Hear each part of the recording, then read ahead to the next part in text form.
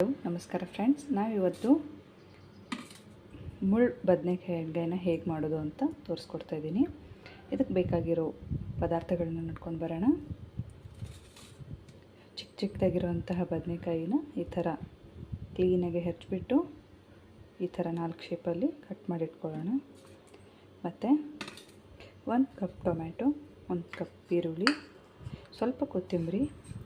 ಇದಕ್ಕೆ main ingredient ಬಂದುಬಿಟ್ಟು ಕಡಲೆ ಬೀಜನ ಪುಡಿ ಮಾಡಿಟ್ಕೊಂಡಿರೋದು, ಚೆನ್ನಾಗಿ ಹುರಿದ್ಬಿಟ್ಟು ಪುಡಿಯಾಗಿ ಮಾಡಿಟ್ಕೊಂಡಿರೋದು, ಸ್ವಲ್ಪ ಉಪ್ಪು, ಸ್ವಲ್ಪ ಖಾರ, ಒಗ್ಗರಣೆ ಬೇಕಾಗುವಷ್ಟು ಎಣ್ಣೆ, ಒಗ್ಗರಣೆಗೆ ಬೇಕಾಗಿರೋ ಪದಾರ್ಥಗಳು ಜೀರಿಗೆ, ಸಾಸಿವೆ, ಸ್ವಲ್ಪ ಬಿಳಿ ಎಳ್ಳು, ಕರಿಬೇವು ಮತ್ತು ಅರಿಶಿನ.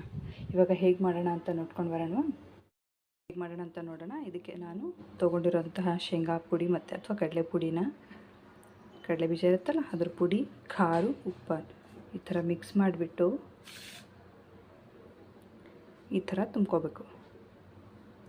ಎಲ್ಲವನ್ನು ನಾನು ಈ ಥರ ತುಂಬ್ಕೊಂಡಿದ್ದೀನಿ. ಈಗ ಒಗ್ಗರಣೆಗೆ ಒಂದು ಬಾಣಲಿನ ಇಟ್ಟಿದ್ದೀನಿ.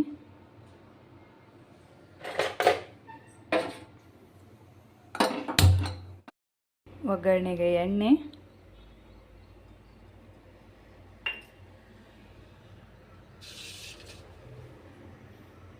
ಎಣ್ಣೆ ಕಾದ್ಮೇಲೆ ಎಲ್ಲ ಪದಾರ್ಥಗಳನ್ನು ಒಟ್ಟಿಗೆ ಹಾಕೊಂಡ್ಬಿಟ್ಟು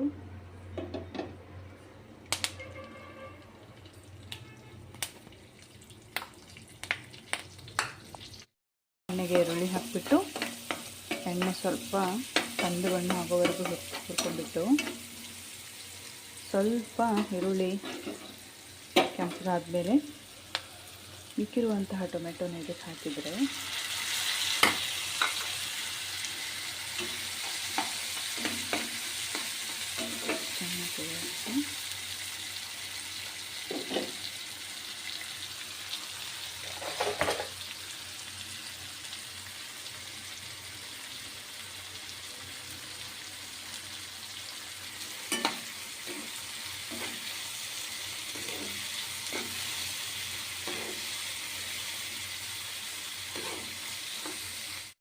ಟೊಮೆಟೊ ಮತ್ತು ಈರುಳ್ಳಿ ಚೆನ್ನಾಗಿ ಬೆಂದ ಮೇಲೆ ಇದಕ್ಕೆ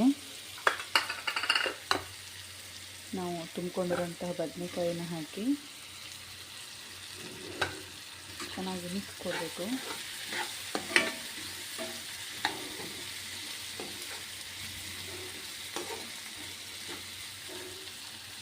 ಅದಾದಮೇಲೆ ಇದಕ್ಕೆ ನಾವು ಮಿಕ್ಸ್ ಮಾಡ್ಕೊಂಡಿರೋಂಥ ಮಸಾಲೆನ ಹಾಕಿಬಿಟ್ಟು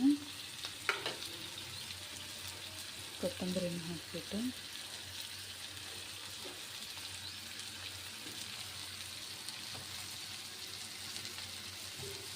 ಸ್ವಲ್ಪ ನೀರನ್ನು ಹಾಕಿ ಇದಕ್ಕೆ ಲಿಡ್ ಕ್ಲೋಸ್ ಮಾಡಿಬಿಟ್ಟು ಒಂದು 10 ರಿಂದ 15 ನಿಮಿಷ ಬೇಯಿಸಿದ್ರೆ ಬದನೆಕಾಯಿ ಎಣ್ಗಾಯಿ ರೆಡಿ. ಫ್ರೆಂಡ್ಸ್, ನಮ್ಮ ಬದನೆಕಾಯಿ ಎಣ್ಗಾಯಿ ರೆಡಿಯಾಗಿದೆ. ಇದಕ್ಕೆ ಜೋಳದ ರೊಟ್ಟಿ, ಚಪಾತಿ, ಅನ್ನ ಎಲ್ಲವೂ ಸರಿಯಾಗಿ ಹೊಂದುತ್ತೆ. Thank you for the watching video.